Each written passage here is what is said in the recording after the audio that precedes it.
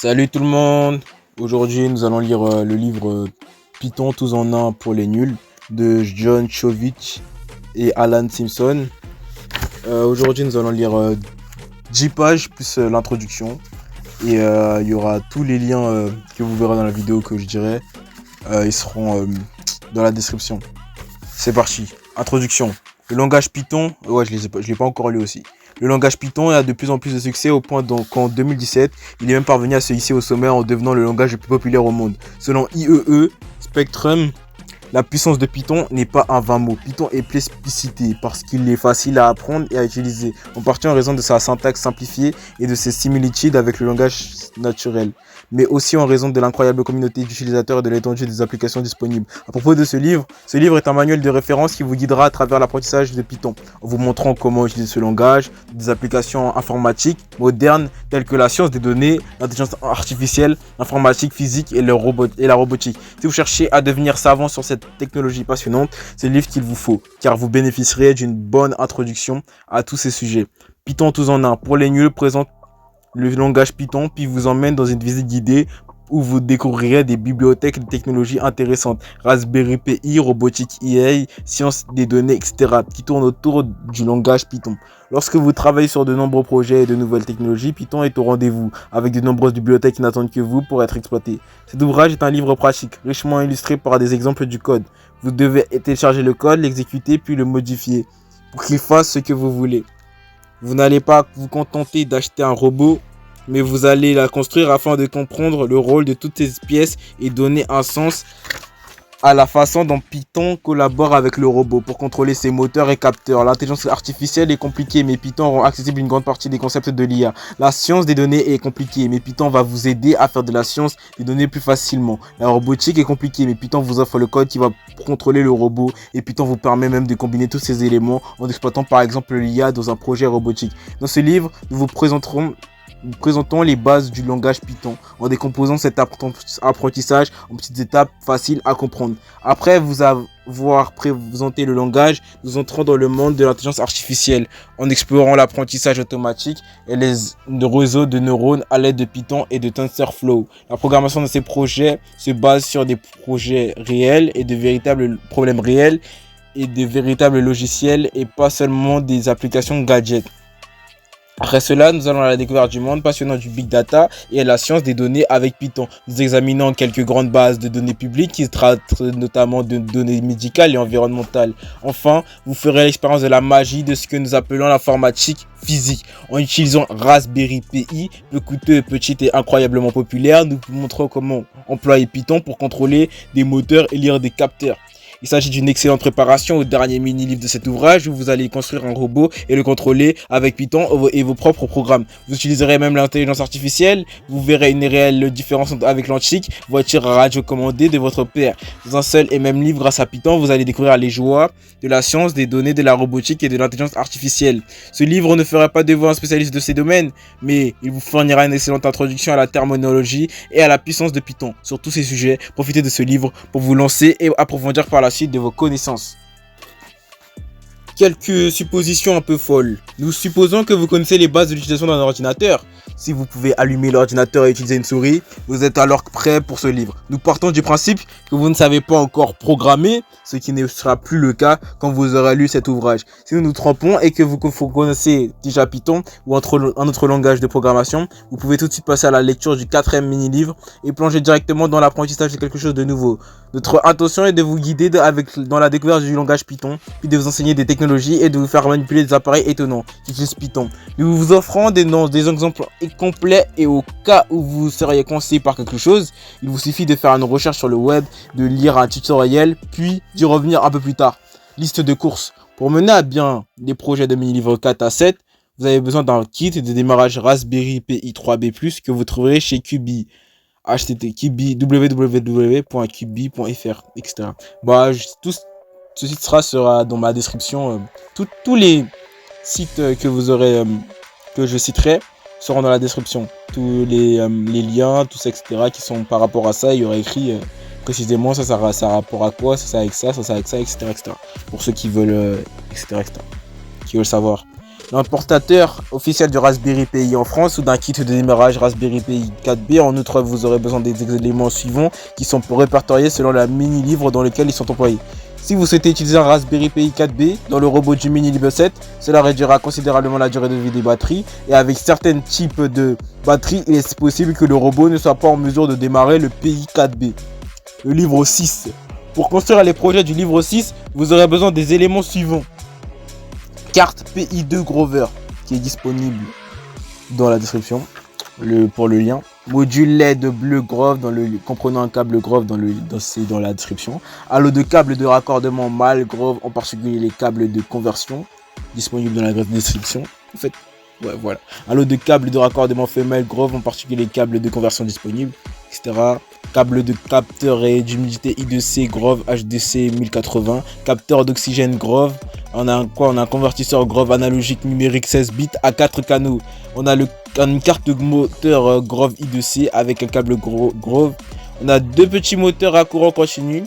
On a un petit servomoteur de SG90.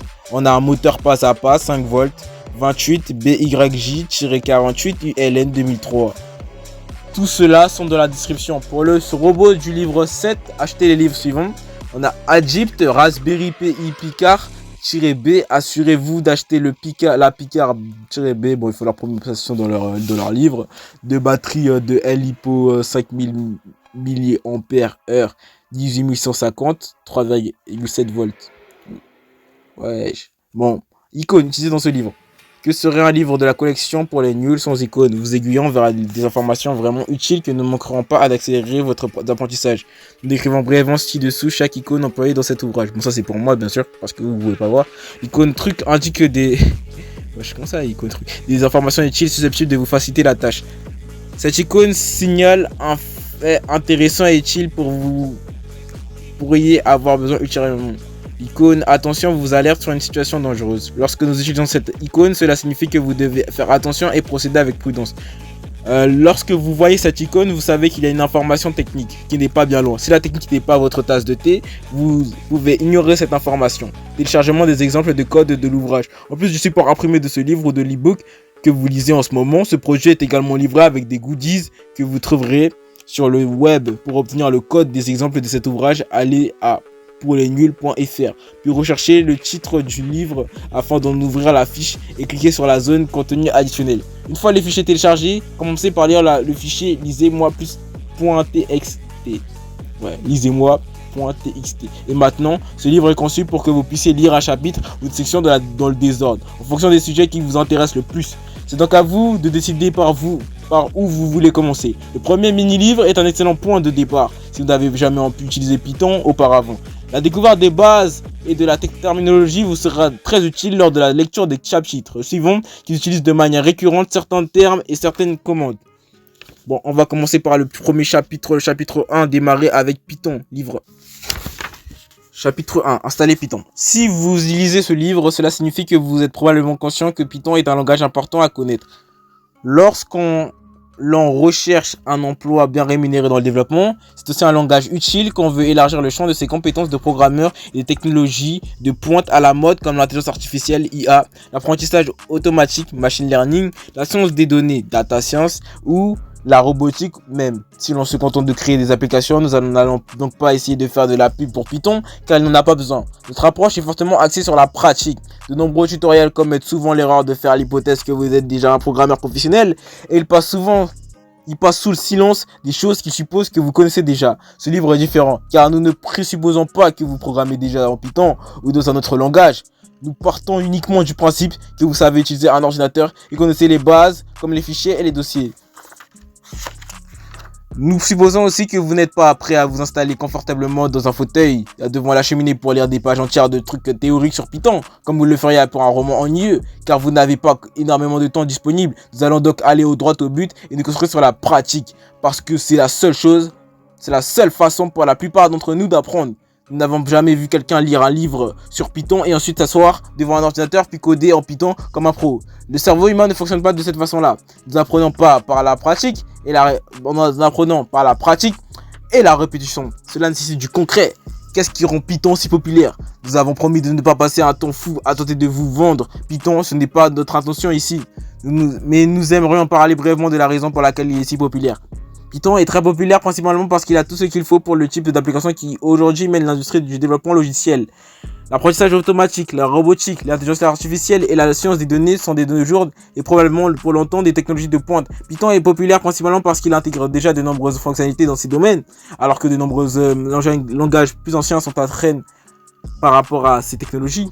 Tout comme il existe différentes marques de dentifrice, de shampoing, de voitures et pour à peu près tous les autres produits que vous pouvez acheter, il y a différentes marques de langages de programmation. Donc vous avez peut-être déjà entendu le nom comme Java, C ou C++, prononcé C++, et C hashtag qui est prononcé C#.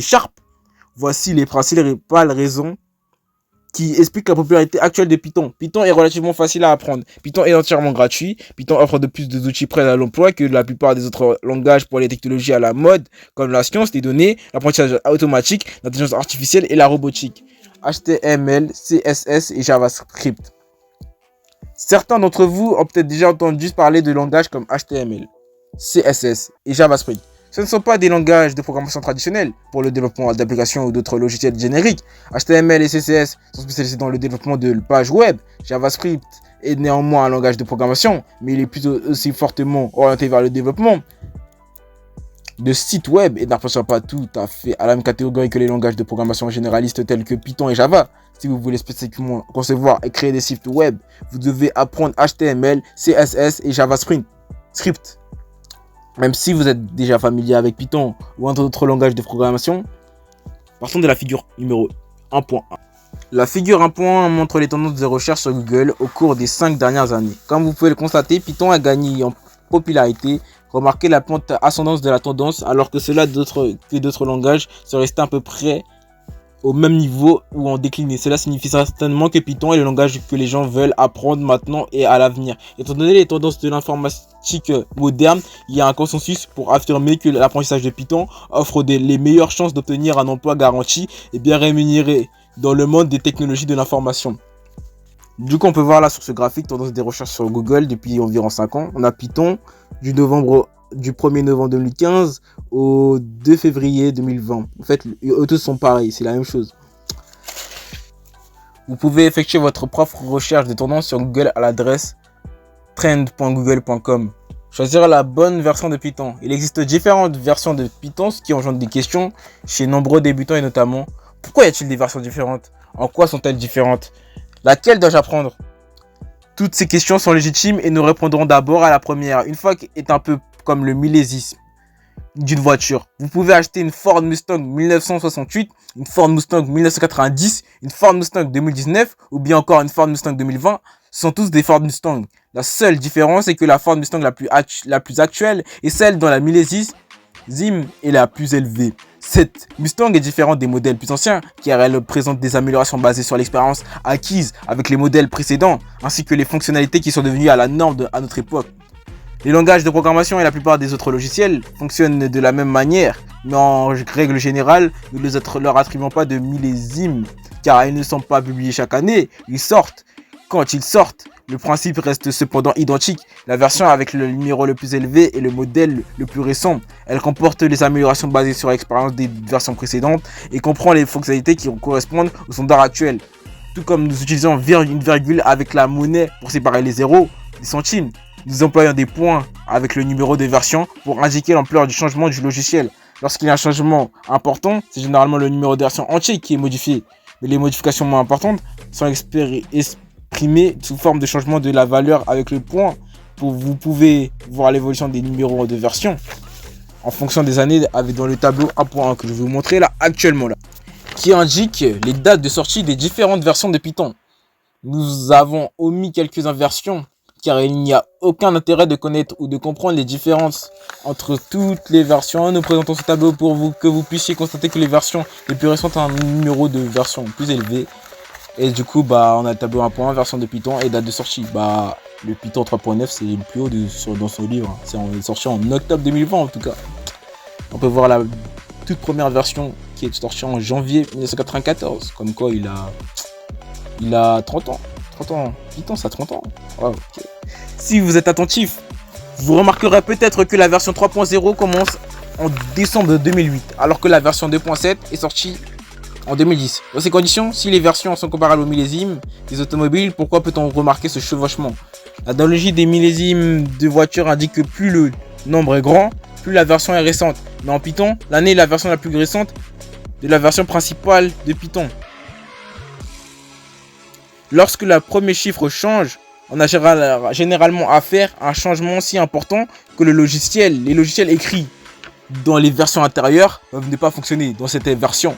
Si vous êtes une société de logiciels commercialisant un produit écrit en Python 2 et que vous avez investi des millions de dollars dans ce produit, vous ne serez peut-être pas très heureux de devoir repartir de zéro pour qu'il soit compatible avec la version actuelle. C'est pourquoi les anciennes versions continuent souvent à être prises en charge et à évoluer indépendamment de la version la plus récente, ce qui permet aux développeurs et aux entreprises qui ont déjà fortement investi dans la version précédente de continuer à obtenir de l'assistance technique. La question la plus importante que se pose la plupart des débutants est la suivante: quelle version dois-je apprendre? La réponse à cette question est simple, la version la plus récente. Vous prendrez connaissance du numéro de cette version quand vous irez sur le site python.org pour télécharger Python, car on vous indiquera quelle est la vôtre, la version stable la plus récente. C'est celle qui sera recommandée et celle que vous devez utiliser. La seule raison qui pourrait vous pousser à prendre la version 2 ou 2.7, voire une version encore plus ancienne, serait que vous ayez été embauché pour travailler sur un projet et que votre entreprise vous demande d'apprendre et d'utiliser une version spécifique. Ce genre d'utilisation est rare, car en tant que débutant, il est peu probable que vous ayez déjà un emploi de programmeur à temps plein. Mais dans les désordres du monde réel, il y a des entreprises qui investissent massivement dans une version intérieure d'un produit, si bien que lorsqu'elles embauchent, elles recherchent des personnes ayant une connaissance de cette version. Dans ce livre, nous nous concentrons sur les versions de Python en vigueur en fin 2020 et début 2021, c'est-à-dire à partir de Python 3.9.